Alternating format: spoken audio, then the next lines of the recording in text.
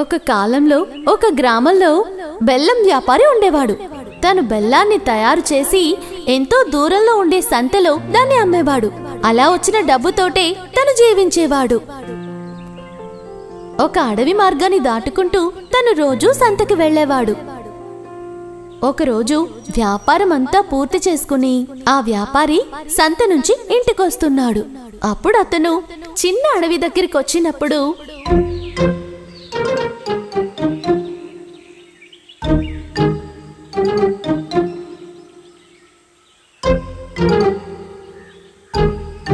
ఏంటి ఇక్కడ ఒక మూట పడుంది, అది కూడా కదులుతుంది. అందులో ఏదైనా ఉందా ఏంటి? ఆ వ్యాపారి గోను సంచి దగ్గరికి వెళ్ళగానే అందులోంచి ఒక ఏడుపు శబ్దం వినిపించింది. అదే, నన్ను ఎవరైనా కాపాడండి, నన్ను కాపాడండి, నన్ను కాపాడండి. కాపాడాలా? సరే, నువ్వెవరు? ఇందులో నువ్వెలా ఇరుక్కున్నావు? నేనొక ముసలి. ఒక వేటగాడు నన్ను తంత్రంగా దీంట్లో ఇరికించి కట్టేశాడు. నన్ను ఎలాగైనా మీరు కాపాడండి. కాపాడాలా? నువ్వు ఒక ముసలివి కదా, నేను నిన్ను కాపాడితే నువ్వు నన్ను తినేస్తావు కదా. చచ్చా, అటువంటిదేం లేదు. నేను నిన్నేమీ చెయ్యను. నువ్వు నన్ను కాపాడితే నీకు బహుమతిగా ఇస్తాను. నువ్వు చెప్పేది నన్నెలా నమ్మమంటావు? చెప్పు. నువ్వు నన్ను నమ్మొచ్చయ్యా. అయితే నేను నిన్ను కాపాడతా. మొసలి మాటల్ని నమ్మిన ఆ వ్యాపారి ఆ సంచి కట్లని విప్పి ఆ మొసలిని కాపాడాడు. అమ్మయ్యా, ఎలాగలగా తప్పించుకున్నాను. ఖచ్చితంగా నేను నీకు ఉపకారం చేస్తానయ్యా. కానీ భయంకరంగా నాకు ఆకలేస్తుంది. నేను ఇప్పుడు ఏదైనా తినకపోతే తర్వాత చచ్చిపోతాను. ప్రస్తుతానికి నేను నిన్ను పట్టుకొని తినేస్తాను. ఏయ్, నీకు అసలు విశ్వాసమేం లేదు. నిన్ను కాపాడిన నన్నే తింటానంటున్నావా? అస్సలు మంచిది కాదు. నువ్వు నా ఆహారం. అనుమానం ఉంటే మనం ఎవరితోనైనా అడిగి చూద్దామే. సరే. అప్పుడే అటువైపుగా ఒక పాము కూడా వచ్చింది. ఇద్దరూ కలిసి ఆ పాముని ఒక సందేహం అడిగారు. ముందుగా చెప్పిందే బాగుంది. నువ్వు ఆ మొసలికే ఎరవి. చచ్చా, నేను ఇది ఒప్పుకోను. మనం ఇంకొకళ్ళ దగ్గర అడిగి చూద్దాం. ఆ తర్వాత నిన్ను నేను పట్టుకొని తింటా.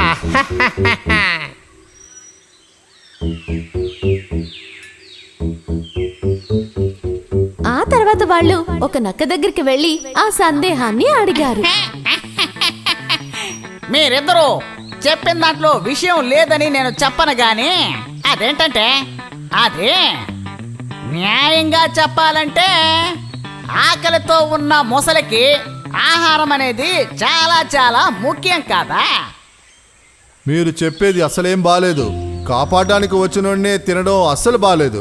అప్పుడు ఆ దారిలో ఒక మనిషి నడుచుకుంటూ వెళ్తున్నాడు. తన అభిప్రాయాన్ని తెలుసుకోవాలని వాళ్ళు నిర్ణయించుకున్నారు. వాళ్ళిద్దరూ చెప్పిందే ఈ మనిషి కూడా చెప్తాడు చూడు. ఖచ్చితంగా ఈరోజు నిన్ను నేను తినేస్తా.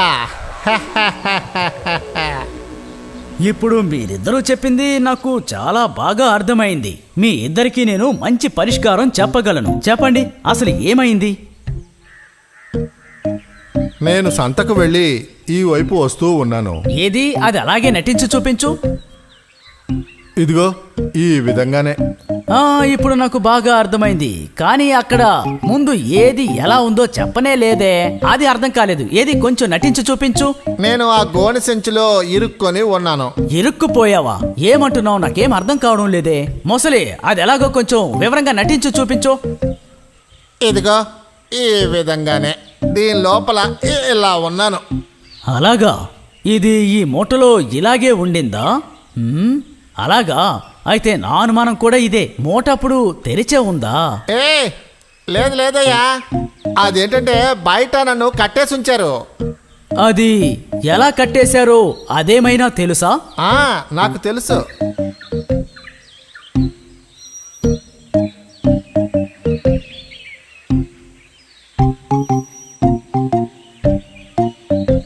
నాకిప్పుడే విషయం బాగా అర్థమైంది. ఈ గోనె సంచిలో మొసల్ని అలాగే ఉండనివ్వు. ఇది ఈ సంచిలో అలాగే ఉంటుందిలే, వదిలేయ్. కాపాడిన వాణ్ణే తినేయాలి అనుకోవడం చాలా చాలా అన్యాయం. నా ప్రాణాన్ని కాపాడిన మిమ్మల్ని నేను ఎప్పుడూ మర్చిపోలేను. కాపాడిన వాళ్ళని పట్టుకుని తినడం కొంచెం కూడా న్యాయం కాదు.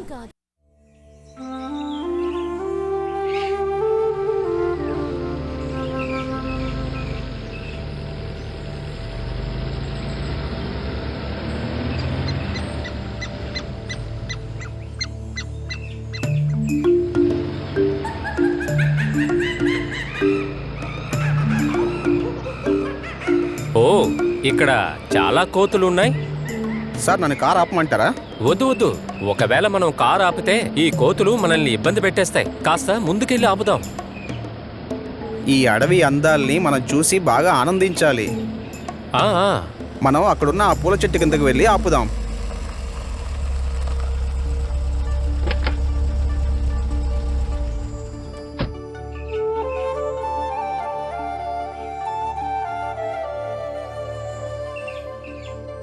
ఆహా, ఈ చల్లటి గాలి, ఈ పువ్వుల వాసన, ఇలా స్పష్టమైన గాలి ఆక్సిజన్ని పీల్చడం వల్ల మనిషి వ్యాధులు నయమైపోతాయి.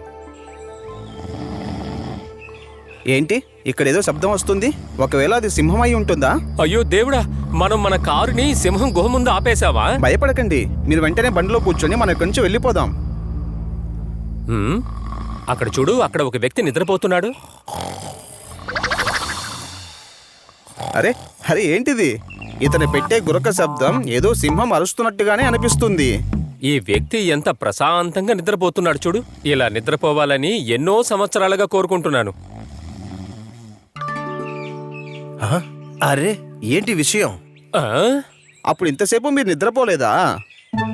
మిత్రమా, నేను ఈ ప్రపంచంలోనే పేరు పొందిన సైంటిస్ట్, అలాగే చాలా డబ్బున్నవాణ్ణి.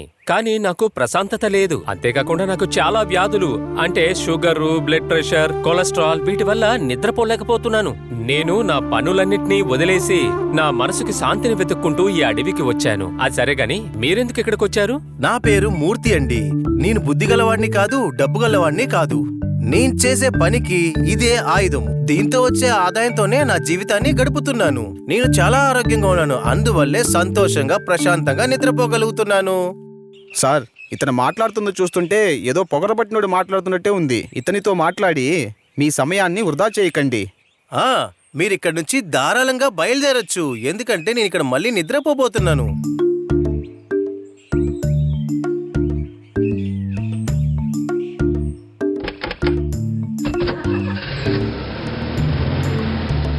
నాకేమనిపిస్తుందంటే ముందు మనం అతని దగ్గర మాట్లాడకుండా ఉండాల్సిందేమో అనిపిస్తుంది. మనకి అతను ఎవరో తెలీదు, కానీ అన్ని ఆయనకే తెలుసు అన్నట్టు మాట్లాడుతున్నారు. అది మీరు వినలేదా?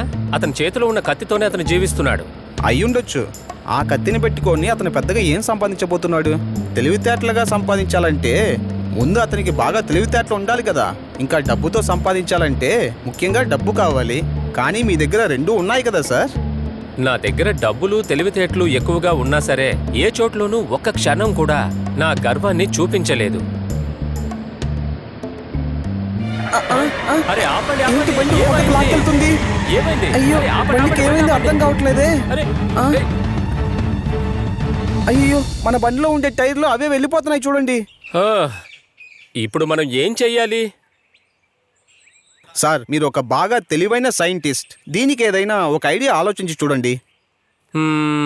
సరే, ఒక జాకీ, స్పానరు, అలాగే 4 నెట్లు మాత్రం మీరు తీసుకురండి. త్వరగా టైర్ని ఫిక్స్ చేసి మనం ఇక్కడి నుంచి వెళ్ళిపోదాం. జాకీ ఇంకా స్పానర్ దొరుకుతుంది, కానీ 4 నట్లు కావాలి కదా సార్.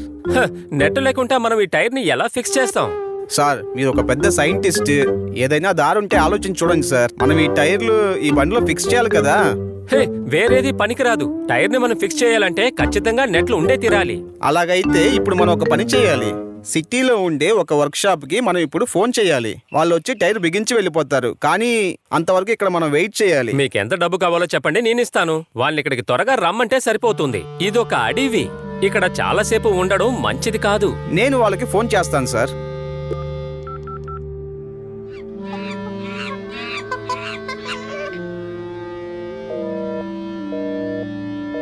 అయ్యో వర్క్షాప్కి అసలు ఫోనే కలవట్లేదు సార్. ఏంటి రింగ్ వెళ్తోందా? లేదు సార్, కాలే వెళ్ళటం లేదు. ఎందుకంటే ఇక్కడ నెట్వర్క్ కవరేజే లేదు.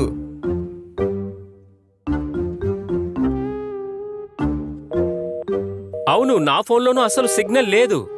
ఓరి దేవుడా, అలాగైతే మనం ఇప్పుడు ఏం చేయాలి సార్? అలాగైతే మనం తిరిగి నడిచే వెళ్ళాలా? రేపు వర్క్షాప్ నుంచి ఒక అతన్ని తీసుకొచ్చి తిరిగి మనం బండి తీసుకువెళ్దాం. అమ్మో, అంత దూరం మనం నడుచుకుంటూ వెళ్ళాలా? నేను చాలా టైర్డ్ గా ఉన్నాను. మనకి ఉంది ఈ ఒక్కదారే సార్. ఇంకా కొద్దిసేపట్లో ఈ అడవి మృగాలన్నీ మన వెంట పడుతూనే ఉంటాయి సార్.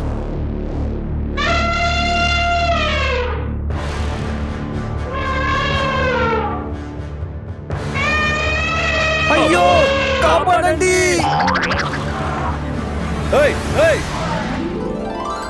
వెళ్ళిపో ఇక్కడి నుంచి, వెళ్ళిపోమంటున్నానా?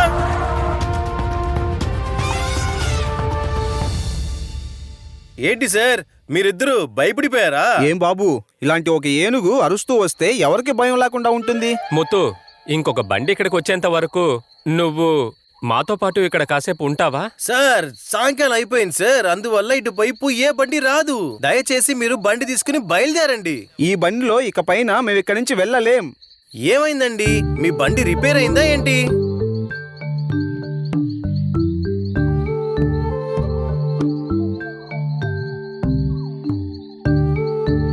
నేను మీకు సహాయపడనా? ఏం సహాయం? బండి టైరా నువ్వు ఫిక్స్ చేయబోతున్నావా? ఇవి నట్లు లేకుండా అసలు ఫిక్స్ చేయలేం. వర్క్షాప్ నుండి ఈ బండిని సరిచేయడానికి ఎవరైనా వస్తేనే ఇక్కడ నుండి ఈ బండిని కదపగలం. సార్, నేను ప్రయత్నించి చూస్తాను కదా. ప్రయత్నిస్తావా? ఈ టైర్ ని ఫిక్స్ చేస్తావా? ఒక సైంటిస్ట్ గా నేనే ఫిక్స్ చేయలేకపోయాను, నువ్వేం చేస్తావో? నువ్వేం చేస్తావో మేము చూస్తాం.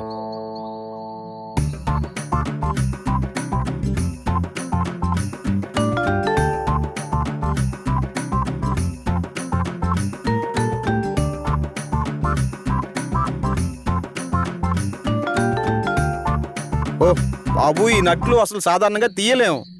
ఇదిగో ఈ స్పానర్ ఉపయోగించుకో. అవును, ఇప్పుడు ఈ టైర్ ఎందుకు నువ్వు ఉపదేస్తున్నావు? ఏమండి, కొంచెం చూడండి నేనేం చేస్తున్నానని. ఇప్పుడు దీంతో ఊడిపోయిన టైర్ ని మనం ఫిక్స్ చేద్దాం. ఇది చాలా అద్భుతం. ఇప్పుడు 4 టైర్లలోనూ 3 నట్లున్నాయే. ఈ ఐడియా నాకెందుకు రాలేదు? ఇప్పుడు మీకు ఎలాంటి సమస్య లేదు, ఇబ్బంది లేకుండా బయలుదేరచ్చు. ముత్తు, నువ్వు నిజంగానే చాలా తెలివైన వాడివి. నీకు కృతజ్ఞతలు ముత్తు. నువ్వు చేసిన ఈ సాయాన్ని ఎన్నిటికీ మర్చిపోను. ఉత్త డబ్బు తెలివితేటలు పెట్టుకుని ఏ ప్రయోజనం లేదు. ఇది నేను బాగా అర్థం చేసుకున్నాను. ఏ ఒక విషయమైనా సరిగ్గా చెయ్యాలంటే యుక్తి, శక్తి చాలా ముఖ్యం.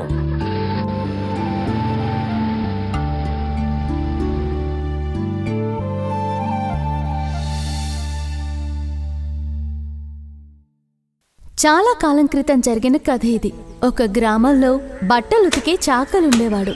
గ్రామంలో అందరిళ్ళకి వెళ్ళి బట్టల్ని తీసుకొచ్చి వాటిని శుభ్రం చేసి మళ్ళీ వాళ్ళ ఇళ్ళకి ఇచ్చి చేతికందిన డబ్బుతో తను తన భార్య సుఖంగా జీవించేవారు. తనకి ఒక గుర్రం, ఒక గాడిద ఉండేవి.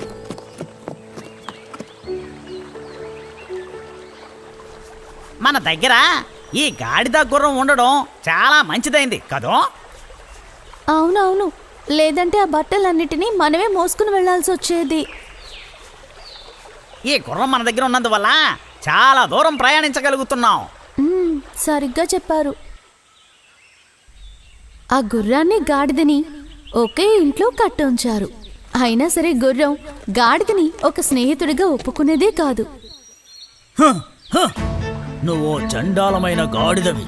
నువ్వు అసలు చూడ్డానికి ఏమాత్రం అందంగా లేవు. కానీ నేను చూడు ఎంత అందంగా ఉన్నాను. ఇలా చూడు మిత్రమా, అదే నిజమే. కానీ నేను నీతోనే కదా బతుకుతున్నాను. ఏయ్, ఇంకోసారి నన్ను మిత్రమా అని పిలిచావో నీ కాడ వస్తున్న దుర్వాసన వల్ల నేనిక్కడ నిలబడలేకపోతున్నాను. ఒంటి శుద్ధం లేని గాడిద. ఛే, ఆ విధంగా చెప్పకూడదు మిత్రమా. మన యజమాని అంత భారాన్ని నేనే కదా మోస్తున్నాను. మన ఇద్దరికి ఆయన ఒక్కరే కదా యజమాని. కానీ చూడు, నీ జీవితం చాలా సుఖమైంది, కానీ నా జీవితం చాలా కష్టమైంది. ఏంటి నువ్వు అంత మాట అనేసావు? మన యజమాని ఆయన మొత్తం భారాన్ని నన్నే మోసుకురమ్మంటారు. నీ విషయం అలా కాదుగా, నీకు చిన్న చిన్న పనులేగా అప్పు చెప్తున్నారు. ఓ అదా విషయం. నాకంటూ కొంత గౌరవం ఉంది తెలుసా నీకు? నేను నీలా కాదు.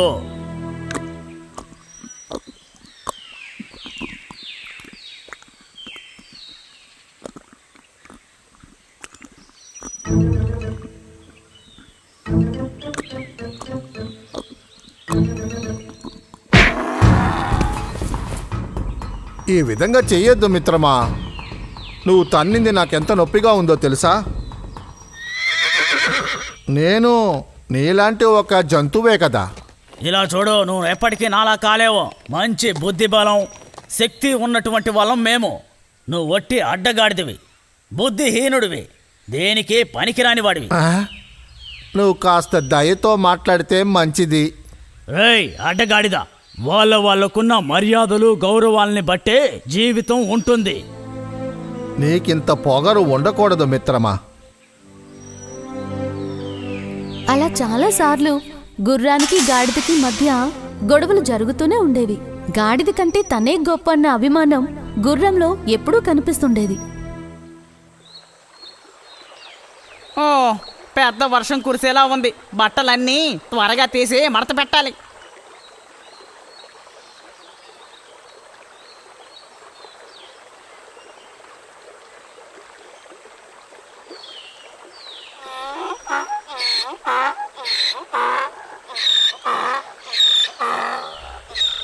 ఓహ్, ఈ మూట చాలా బరువుగా ఉందే.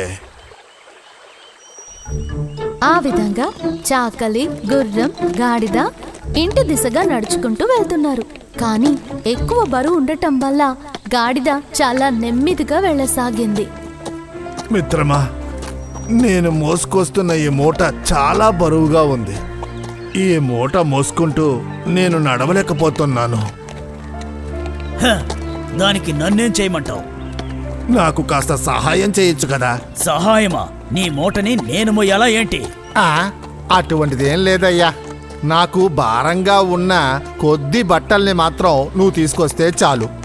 ఏయ్ గాడిదా, నీ వస్తువుల్ని నువ్వే మోసుకొని రావాలి. నేను గుర్రాన్ని, నీలా బానిసను కాదు.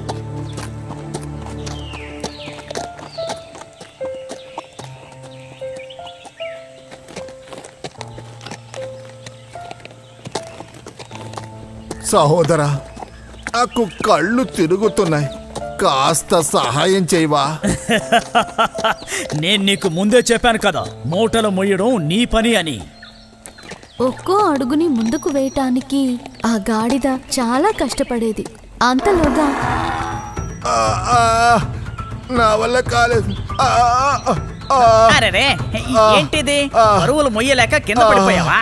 పెద్ద వర్షం కురిసేలా ఉంది. బట్టలు ఇంటికి తీసుకెళ్ళాలి. ఇప్పుడు ఏం చేయాలబ్బా? పడిపోయిన గాడిద మీద నుంచి ఆ వ్యక్తి బట్టల మూటల్ని తీసేశాడు.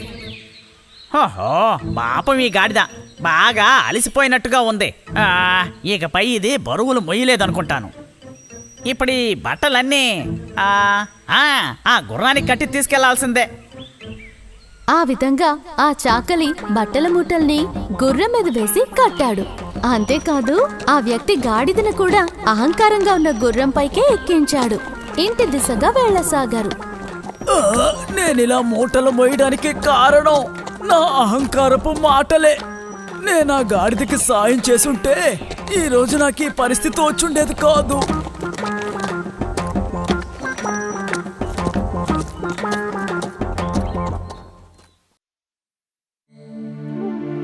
అరే తొందరగా చెయ్యండి, మనం ఇంకా చాలా తీసుకెళ్ళాలి. తొందరగా తొందరగా. త్వరగా కలండి, లేకపోతే ఒక లారీని తీసుకొని రావాలి. ఎంత పనుందో కదా, కాసేపు ఆగుదామని అంటున్నా. ఏమన్నావు నువ్వు? ఆహా, త్వరగా పని పూర్తి చేసేసుకుని కాసేపు పడుకుందామంటున్నా. వాటి పనిలో బిజీగా ఉంటే వాటికి పెద్ద శబ్దం వినిపించింది. అరే ఈ శబ్దం ఎక్కడి నుంచి వచ్చింది? నాకెలా తెలుస్తుంది? నేడు కూడా నీతో పాటే ఉన్నాగా. నాపేమైనా మ్యాజిక్ వచ్చా? పద చూద్దాం. వారు మెల్లగా ఆ శబ్దం వస్తున్న వైపు కదిలారు. ఏదైనా మామిడి పండు దొరికితే ఇక్కడ మజా చేస్తున్న చీమలపై పెట్టేద్దాంలే. అక్కడ చూడు. అరే, అక్కడ తేనెటీగ స్పృహ లేకుండా పడుంది.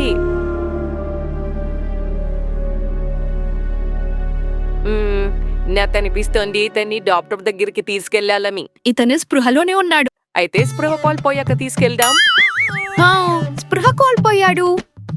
అయితే ఇతన్ని నీ తలపై పెట్టుకుని తీసుకెళ్దాం. అవసరం లేదు. అయితే ఎత్తుకుని తీసుకెళ్దామా? నువ్వు తల పట్టుకో, నేను కాళ్ళు పట్టుకుంటా. ఆహా, అలా వద్దు. నువ్వు ఇతని కాళ్ళు పట్టుకో, నేను తల పట్టుకుంటా. ఇప్పుడు అర్థమవుతుంది అందరికి మనము ఎంత గొప్ప వాళ్ళమో.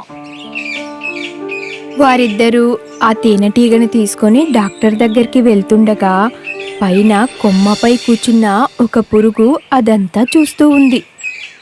ఓహో, వీరిద్దరూ ఆ తేనెటీగకు స్పృహ కోల్పోయేలాగా చేసి కిడ్నాప్ చేస్తున్నారా?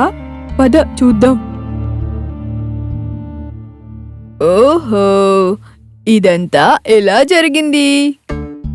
ఇప్పుడేం జరిగిందో అది అస్సలు జరుగుండకూడదు.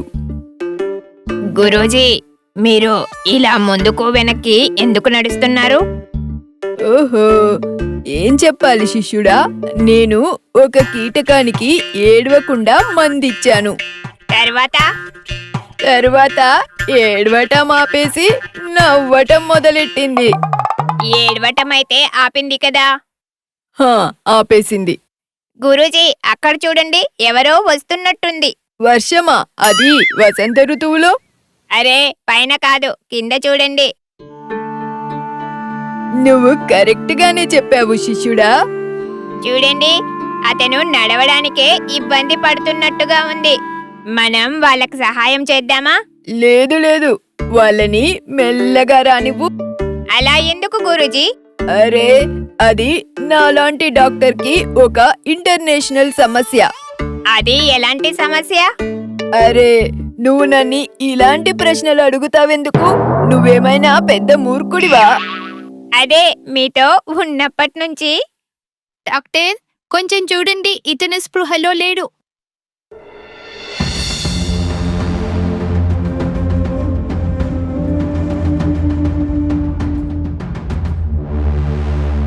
మీరు ఇతన్ని ఇంత లేటుగా ఎందుకు తెచ్చారు? అతను కింద పడినప్పుడు స్పృహలోనే ఉన్నారు. అందుకే స్పృహ కోల్పోయే వరకు చూసాం. చూసావా డాక్టర్ ఎంత చక్కగా చూస్తున్నాడు? ఇతను చాలా పెద్ద డాక్టర్. అప్పుడే అక్కడికి తేనెటీగల గుంపు వస్తుంది. అక్కడ చూడు, తేనెటీగల సైన్యం. నువ్వు మా అన్నయ్యని ఎందుకు కిడ్నాప్ చేశావు? లేదు లేదు, మేము అతన్ని కిడ్నాప్ చేయలేదు. మీరే కదా అతన్ని తీసుకొచ్చింది. తేనెటీగలకు ఇంకా చీమలకు మధ్య ఒక యుద్ధం మొదలైంది. ఈ విషయానికి ఇంతలా గొడవ పడుతున్నారు? అరే, ఇక్కడేం జరుగుతుంది? నేను కలేమైనా చూస్తున్నానా? కల కాదు, నువ్వు స్పృహలోకి రావడానికి ఇక్కడ యుద్ధం జరుగుతోంది. ఓ, నాకేం జరిగిందో చెప్పి వీరి గొడవని ఆపాలి. నువ్వు ఖచ్చితంగా చెయ్యాలి. అప్పుడు నా తప్పు అందరికీ తెలిసిపోతుంది. అయినా నువ్వు వీళ్ళకి ఖచ్చితంగా నిజం చెప్పి తీరాలి. మీరందరూ ఆగండి. అబ్బా, ఎంత ప్రశాంతంగా ఉంది. చూడండి, నేను కింద పడిపోయి స్పృహ తప్పిపోయాను. ఓహో, పట్టుబడిపోయాను. ఇప్పుడు తప్పించుకోకపోతే ఈ తేనెటీగలు నన్ను పచ్చడి చేసేస్తాయి. చూసారా తనేం చెప్పిందో? చూడలేదు, కానీ అది ఏమందో విన్నాము. నిజం తెలుసుకోకుండా నీతో గొడవ పడినందుకు మమ్మల్ని క్షమించు. తేనెటీగ నుండి నిజం తెలుసుకొని తొందరపడి తప్పు చేసినందుకు మిగతా తేనెటీగలు చీమలకు క్షమాపణ తెలిపాయి.